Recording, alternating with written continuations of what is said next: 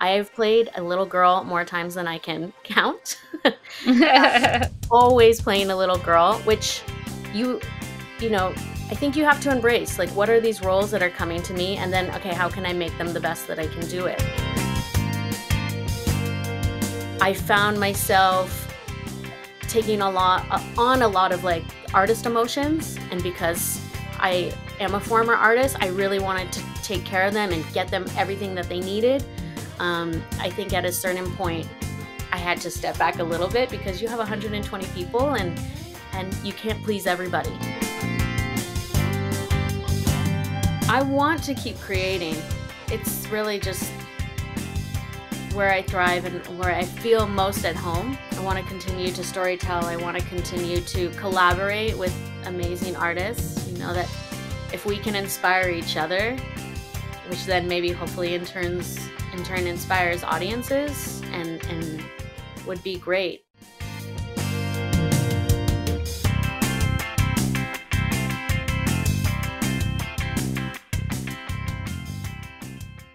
And welcome to the Theatre Art Life podcast. Today we're talking with Briana Bowie. Briana Bowie began her theatrical career as a professional dancer and quickly sharpened her skills as an acrobat and aerialist, performing for companies such as Cirque du Soleil, Diavolo Dance Theatre, and Fuerza Bruta. Utilizing the skills she learned over her 17-year career, including choreography, direction, and production, she has galvanized these techniques and styles to create works for both the stage and camera. Enthusiastically motivated by the art of storytelling, her favorite projects are the ones where she has the opportunity not only to entertain viewers, but also deeply move them. Briana, welcome to the show. Thank you. So excited to be here. So tell us, and I don't even know the answer to these questions, but what's your path to dancing when you were a child? Why dance? In elementary school, they always used to have these dance competitions on Fridays at lunchtime. And I thought that I'd enter in because my babysitters had taught me how to do the Running Man. So I decided to enter into the competition, and these two girls next to me had a whole routine. And here I am doing the Running Man, what felt like forever, probably about 5 minutes. And all the kids were yelling at me, do something else, do something else. And I was like, I don't know anything else. So I lost and went home immediately and told my mom, please put me into dance class because I want to beat these girls the next time. They ended up canceling those competitions, but I mean, that's really where it started because I just have such a competitive spirit at heart. And that led to, in terms of your foray into professional dance, did you go to a course? Did you like, how did that manifest? Professional dance, well, so starting dance at age 8, and I was at a studio. At about 15 or 16, I started dancing for a company called Evoke Dance Theater, which was a modern dance company, and that's really where my storytelling background came from, because they were all about like social action and putting on these big productions, and it was a professional dance company. So I started there, and then all my dance teachers all went to the University of California, Irvine. So I was inspired by them, and I said, I want to do exactly what they do. So I ended up going to the UCI. Then from there, found out about Diavolo Dance Theater and joined them right after college. Actually, I hadn't even finished college yet. So I was doing school and that company at the same time. Amazing. Yeah. And what was it like going into your first professional gig with Diavolo?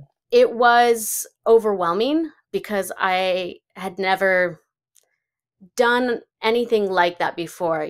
Diavolo uses large structures and set pieces, and I had never flown through the air before. And at the audition, they asked me, like, are you afraid of heights? And I said no, even though I was. And so that was like a big fear to overcome. Eventually they found out that yes, I was, because I had to go and fly. But yeah, and it was a big learning experience too, because the artists do everything. We are the technicians as far as like building the set pieces, breaking them down. We go touring and you enter into one city. All right, let's load out the truck. Let's build the set pieces. We are the props. We are the wardrobe. We had our own lighting guy come with us everywhere. And then at the end of the show, after you've done the show and you're exhausted, all right, let's break down the set pieces and let's put them away back into the truck and on to the next city. So it was a really great learning experience about teamwork and let's just get the job done. Whatever needs to get done, we get it done because we're like a family. So Mm.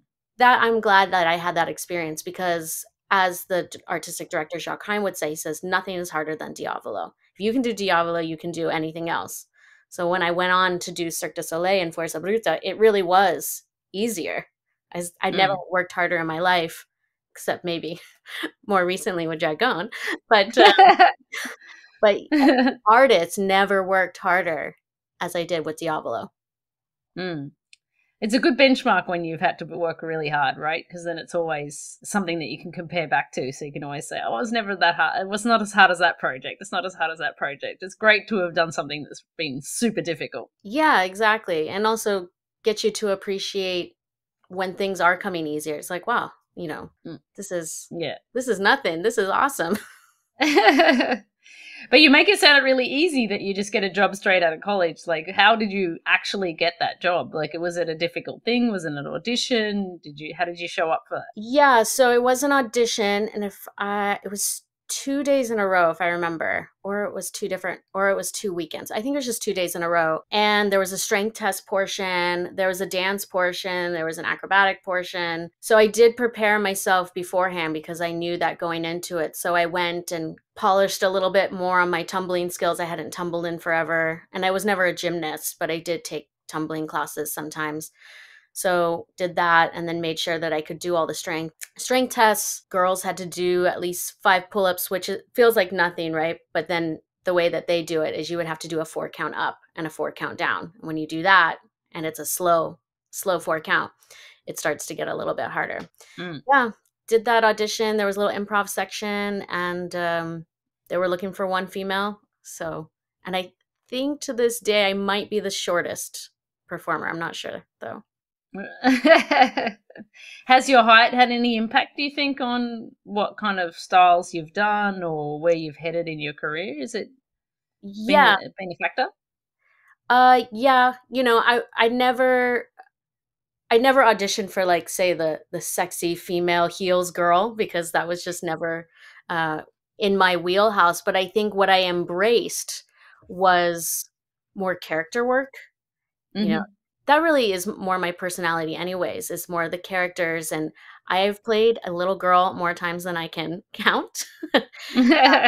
Always playing a little girl, which you you know, I think you have to embrace, like, what are these roles that are coming to me? And then, okay, how can I make them the best that I can do it? So, and then using probably more my athletic side and embracing Mm. that. I'm built more like a gymnast. So Mm.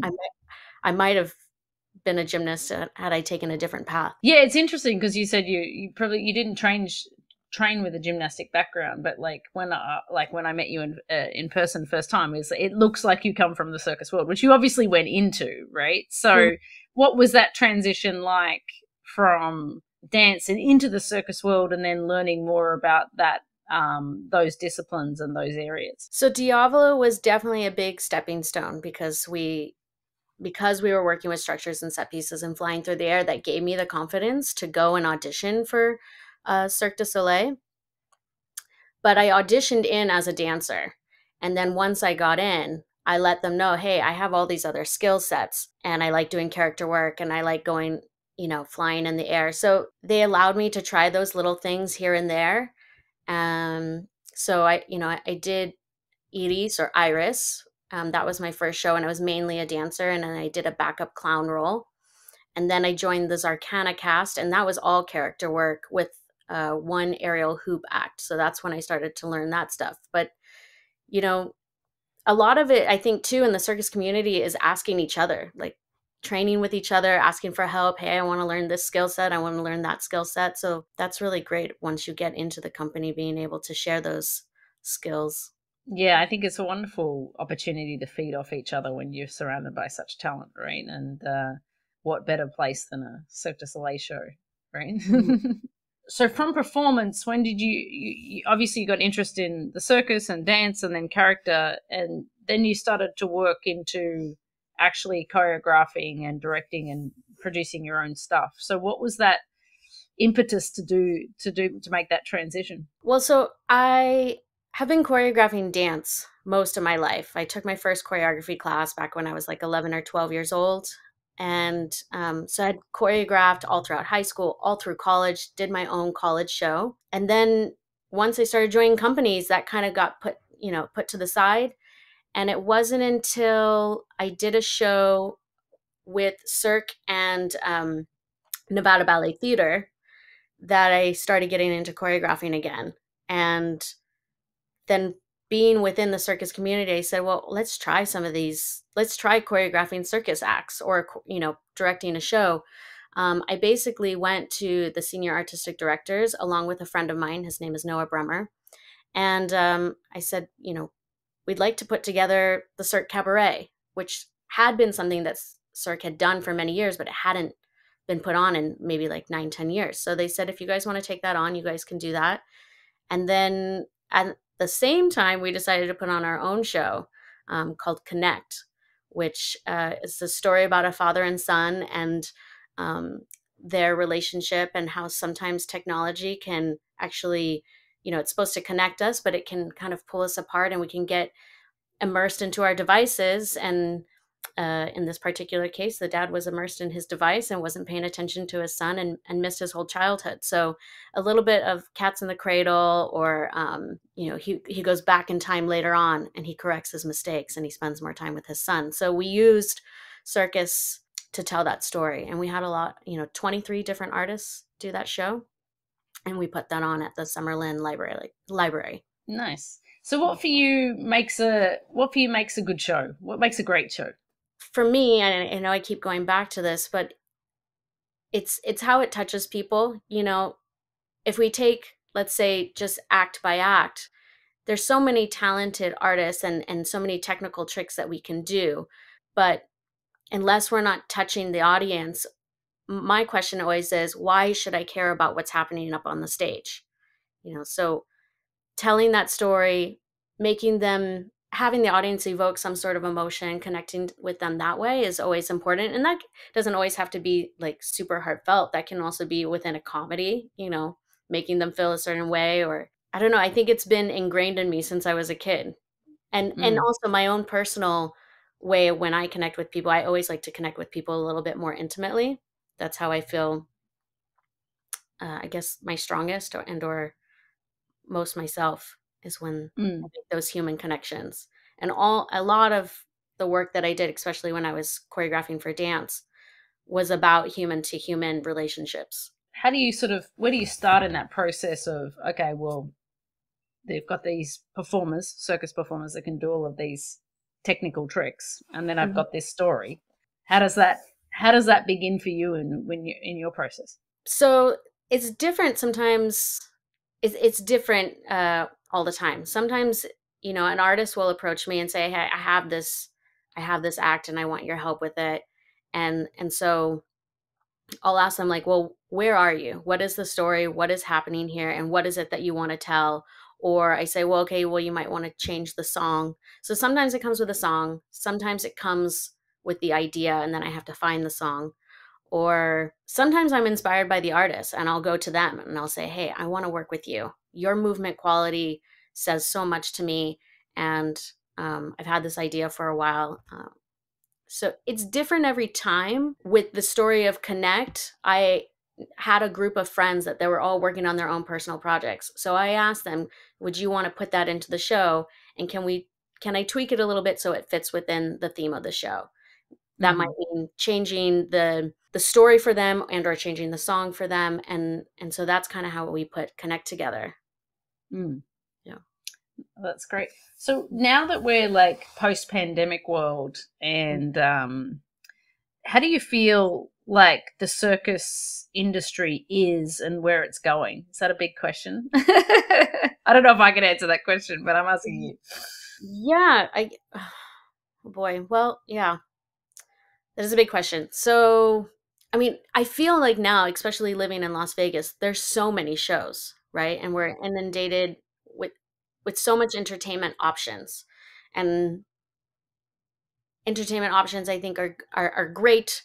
I love it. I would like to see a really cool immersive show. And immersive is like a big buzzword right now, right? Like everybody's wanting to do immersive. But One of the best ones I ever saw was actually in New York, and it was called Then She Fell.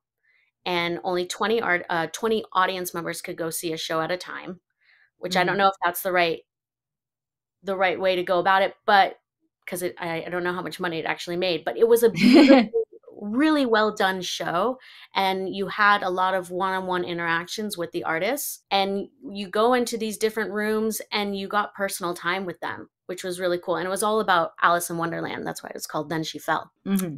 Rabbit hole, you know. Hmm. Um, so, and like Sleep No More does immersive really well too. So I would like to see a circus immersive show here in Vegas or somewhere, just Mm. that has a through line and a story and engages people and has them play in each room or in certain rooms. But then there's a show going on, and then you go into another room and there's another show going on, versus maybe just different rooms with lighting effects. I think that's what's interesting me right now. Yeah. It's a very interesting, I want that too. But I also think that, it's a business model that still has to be, the more people you put into it, the harder it is to make it a profitable model, right? And it's a Right. harder thing to sell up against projects that don't have people, like projection exhibitions and things like that. That has a far more revenue based model where when as soon as you put people in it, it costs more, but it's worth it. I think it's worth it to do that. Yeah. You recently just mentioned that you worked really hard on the Dragon production, which is obviously how we know each other, but would you want to just describe a little bit about your experience with that show, and why was it a challenging one?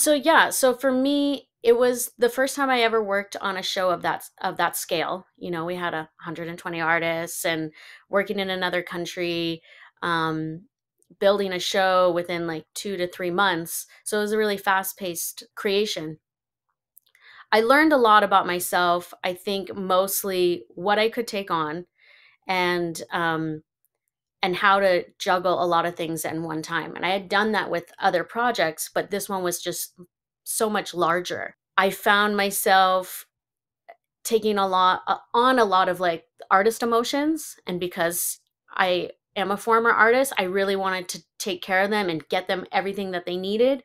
I think at a certain point I had to step back a little bit, because you have 120 people, and you can't please everybody. So Mm.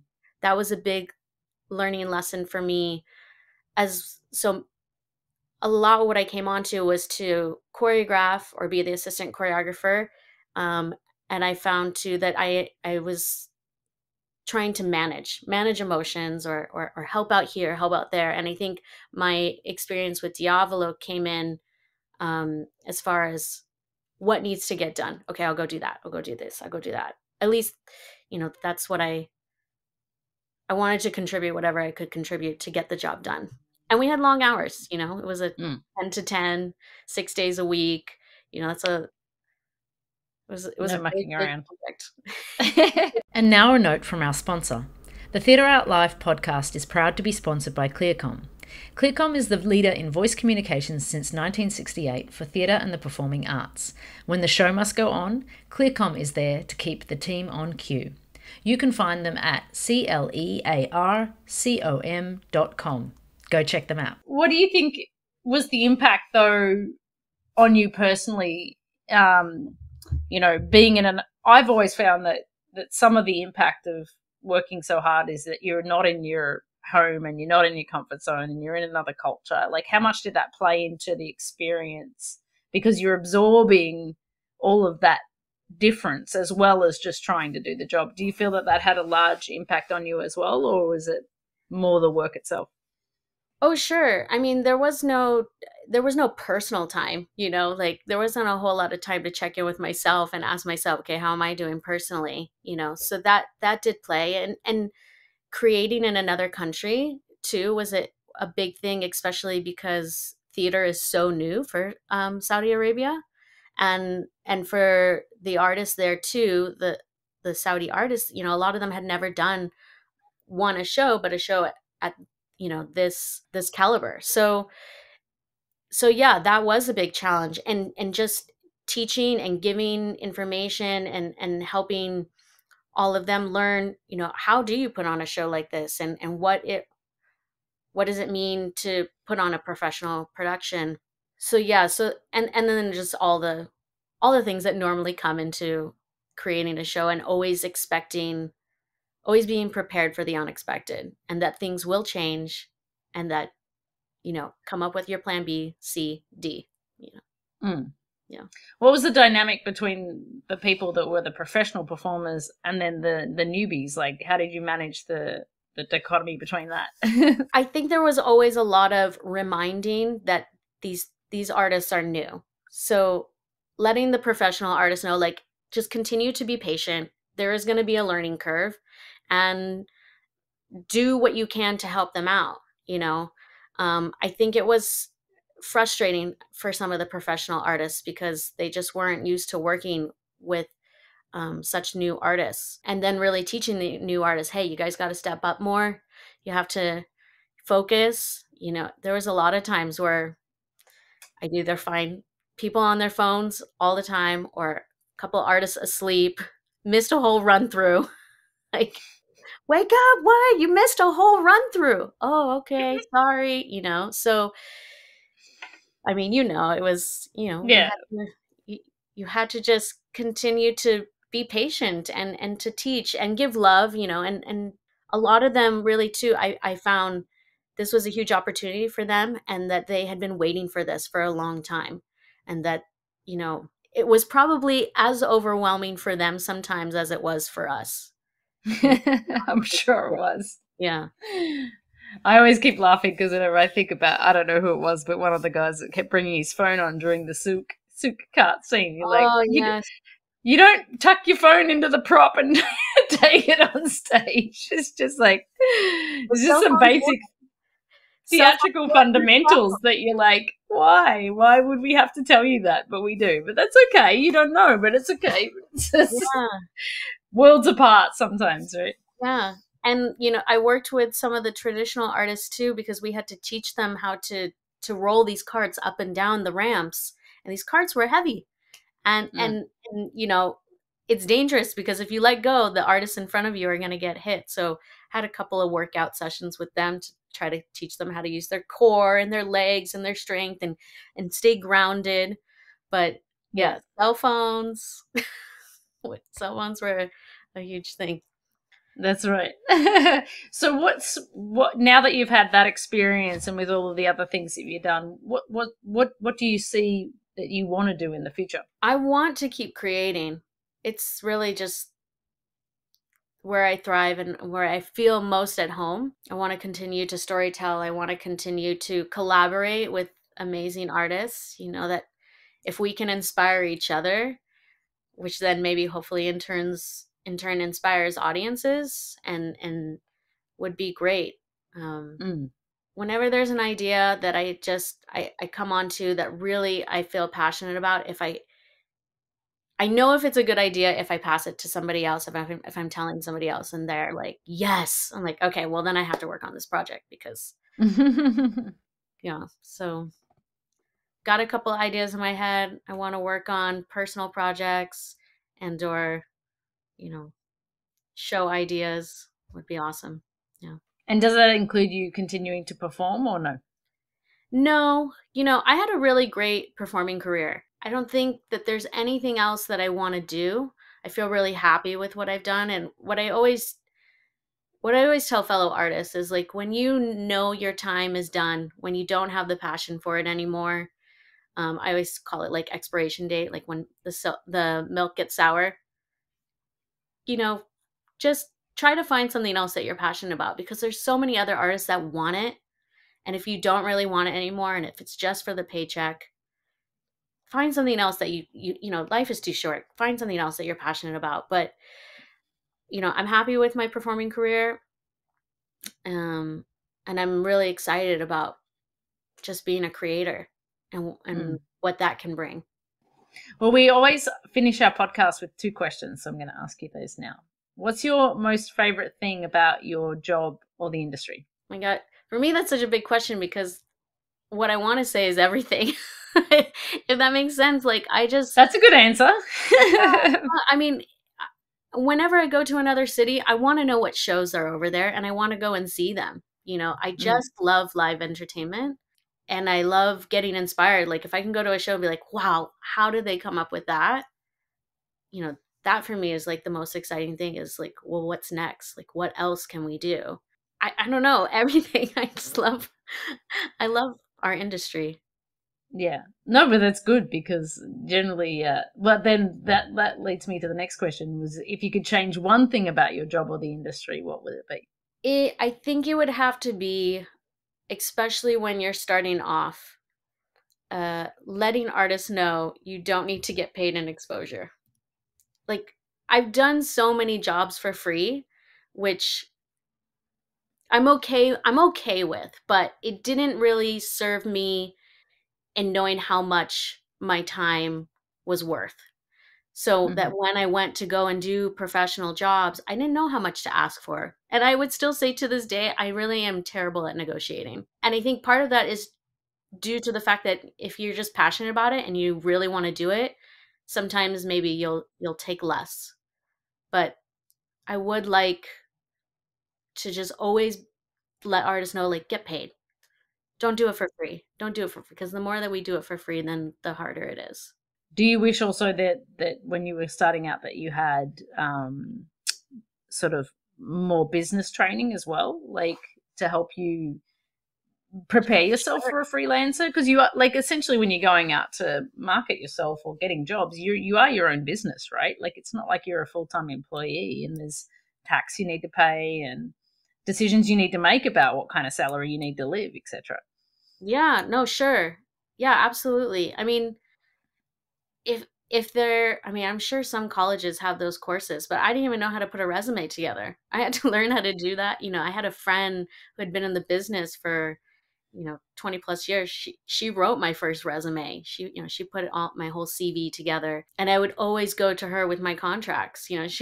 She wasn't my agent, but I'd be like, "Is this a good rate? Is that a good rate?" And she would like let me know. Mm, So, yeah, and maybe it's one of those things that you learn along the way. Um, yeah. you know. So, but yeah, I mean, to this day I've never had an agent. I've always represented myself. I've n- so, yeah.